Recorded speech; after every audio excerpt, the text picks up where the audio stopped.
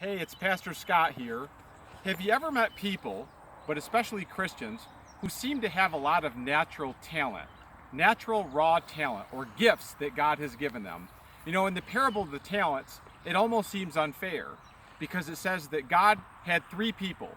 He gave the first one talent, the second guy got 2 talents, and the third guy got 5.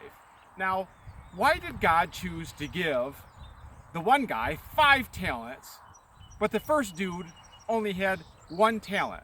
I don't know the answer to that, and I'm not even going to try to address that in this video. What I'm going to address is this. Let's suppose you've got somebody, a Christian, who has 5 talents. I mean, they can sing, they can play, they can preach.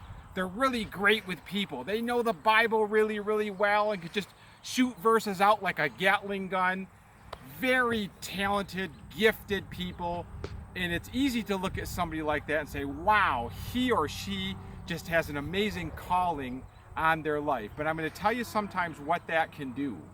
When a person knows, when they become aware that they are highly gifted and highly talented, that the Lord, for whatever reason, has blessed them with several abilities, they can get prideful.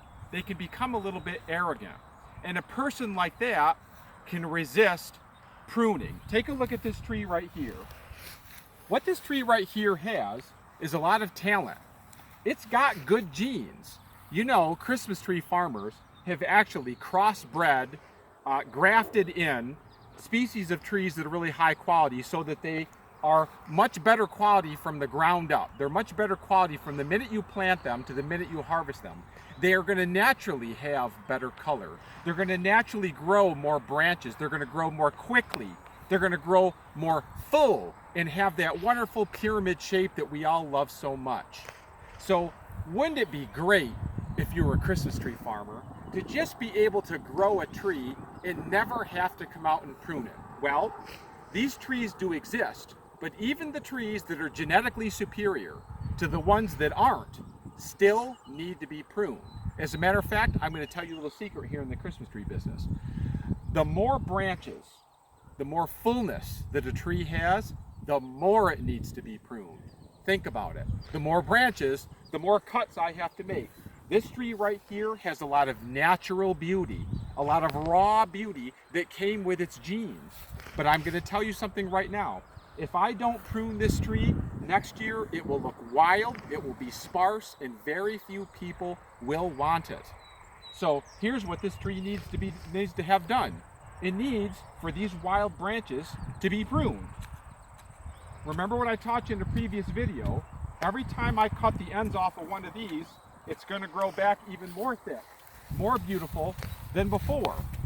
But if I just let this go, take a look up here.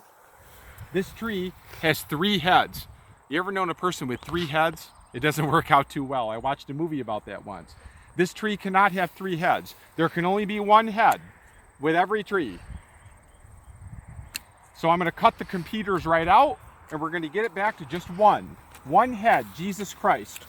1 body, which is the church.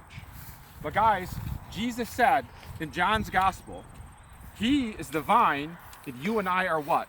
The branches. This is us right here. Each one of these branches is us. Yet at the same time, we're also like an entire tree in and of ourselves. Are we allowing God to prune us?